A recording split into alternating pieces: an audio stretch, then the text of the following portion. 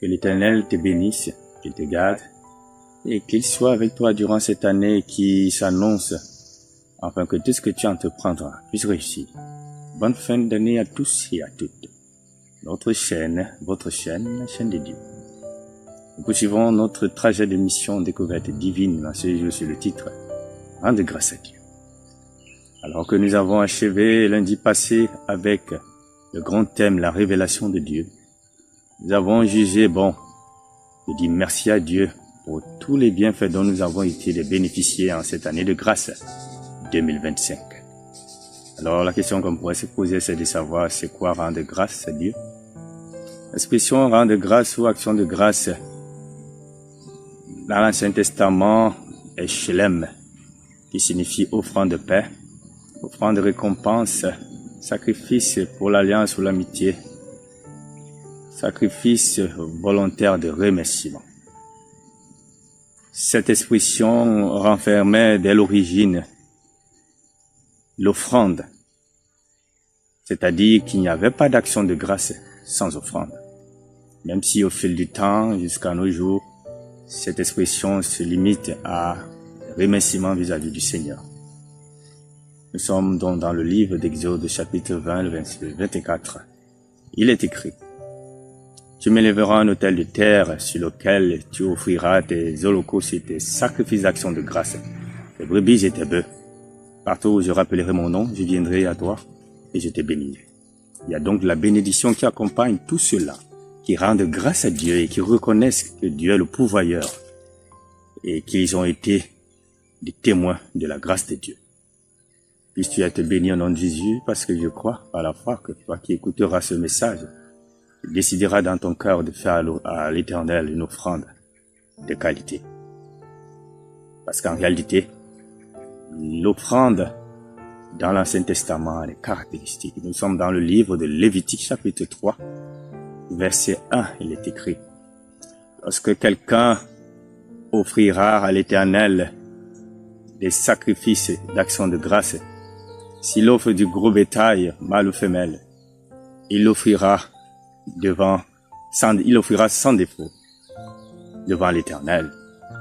Comme pour dire que l'offrande que vous devez présenter à l'Éternel doit être une offrande de qualité et une offrande qui fait mal, car la véritable offrande fait saigner le cœur, comme ce fut le cas avec Abraham qui devait offrir son fils Isaac.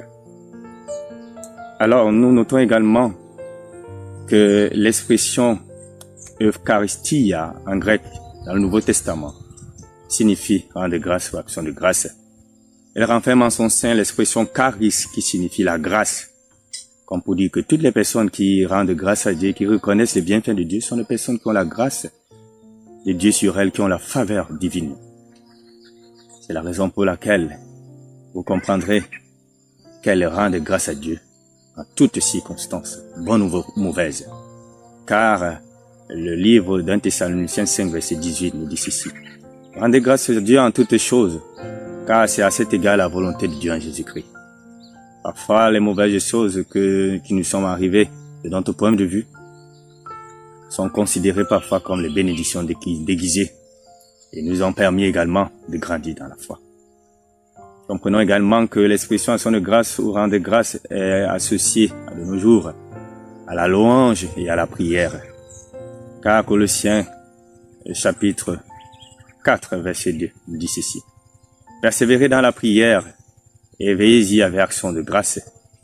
Oui, nous devons avoir cet esprit de gratitude qui élève les louanges à Dieu de reconnaissance par le moyen de la prière, afin de reconnaître que Dieu est le pourvoyeur.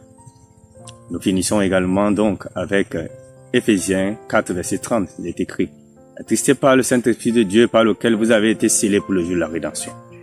Oui, l'élément qui peut nous pousser à reconnaître les bienfaits de Dieu, c'est le Saint-Esprit. Et le texte dit: n'attristez pas, non pas que Dieu soit triste. C'est un langage de péché dans un contexte de péché pour nous faire comprendre que Dieu n'est pas content quand nous sommes ingrats. Et nous voyons donc Jésus qui dira, après avoir guéri les 10 lépreux, un seul viendra lui dire merci. Et celui-là était un non-juif. Et Jésus dira, les autres 9 n'ont-ils pas été guéris?